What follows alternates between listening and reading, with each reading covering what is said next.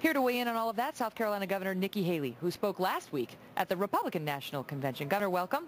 Hey, Megyn, it's great to be with you. So it does not appear that they are getting ready to abandon that argument, even though the pollsters tell us it's not necessarily resonating with women, although the Democrats seem to feel differently. And they're going to put out this group of women who will say that Republicans don't believe in protecting women's reproductive rights in particular. Because that's what you see Sandra Fluke, for whom government, payment of she wants birth control to be free.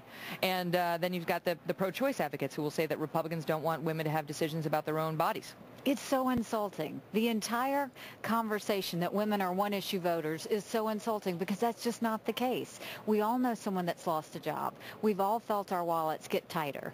We all have watched the debt that our children are going to have to pay rise. We have watched the fact that unemployment's higher, national debt's higher, median income's lower, gas prices have doubled.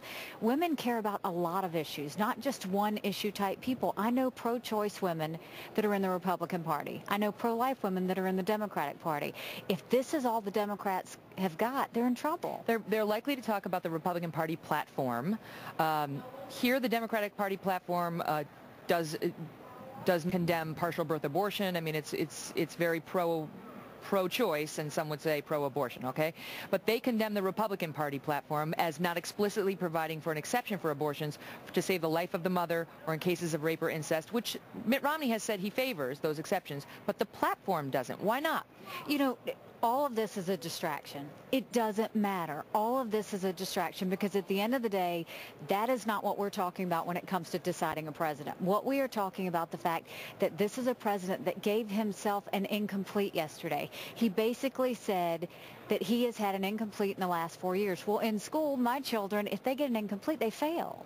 I was talking about that earlier with Britt. They factor that in as a zero at my university, which is why you always want to complete the job, which President Obama wants to do. But wait, I want to take you back on track because I feel like you deflected me on that last one. It is the issue for some people. Some people care about the social issues, and while they care about the economy, they also care about reproductive rights and so on, and they don't want the Republicans, if they come into office, telling women, if you've been raped or if you need an abortion to save your life, our platform is you can't have one.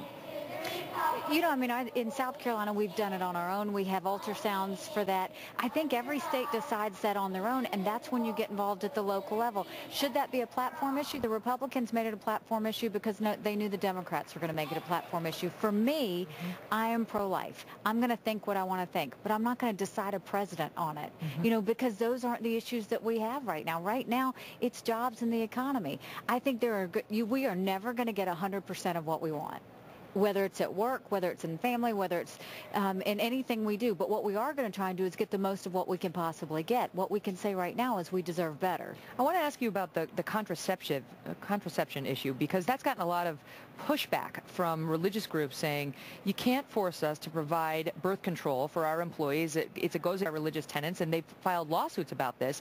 The spokesperson for this issue, for some reason, has become this former Georgetown law student. Her name is Sandra Fluke, and she made comments about how upset she was that students at Georgetown Law would have to spend up to $3,000 a year on their own birth control, and she really felt that the insurance companies had an obligation to cover that for them. She's doubling down on that message here in Charlotte. Take a listen to what she's said and what she's likely to say when she speaks tomorrow night.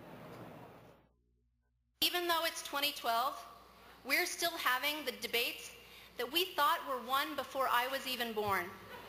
Debates about access to contraception, and whether a woman has the right to make her own health care decisions. And we must remember that we have a candidate, President Obama, who understands the importance of women getting access to the care they need when they need it. Getting access to contraception.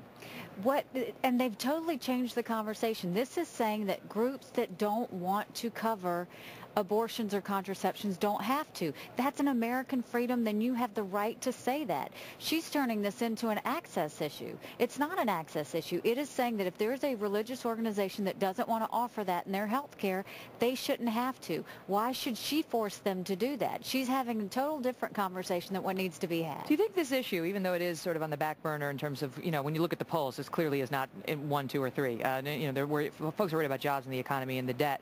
But do you think that this is an issue issue that could potentially cost Democrats. We've seen, in particular in Ohio, the polls even out now between President Obama and Mitt Romney, and many people believe that the Catholic vote in Ohio may not be responding to this argument the way the Obama team had planned. I think what's going to happen is you are going to see women in every state look at the entire issue. And I think Democrats are going to see this come back to bite. You can tell a woman all day long Republicans hate you. But you can say it 20 times and they're still not going to believe you. You have to prove it. They're going to look at results. They're going to look at their life. They're going to look at what they want. What they know is the access is there. Pro-life and pro-choice, that's something that women go through, and they experience different things, and they come up with their views on their own. I happen to be pro-life not because Republicans told me to be, but because my husband was adopted, and I had trouble having both of my children. Those are the experiences that make me pro-life. But to make this a political issue, and the only political issue that Democrats think they have to say to women, is just insulting. It's insulting to women, and I don't think women are going to buy it, and I think we're going to see those numbers change. Governor Haley, thank you so much for being here. It's a pleasure to see you. My pleasure. Thank you. All the best.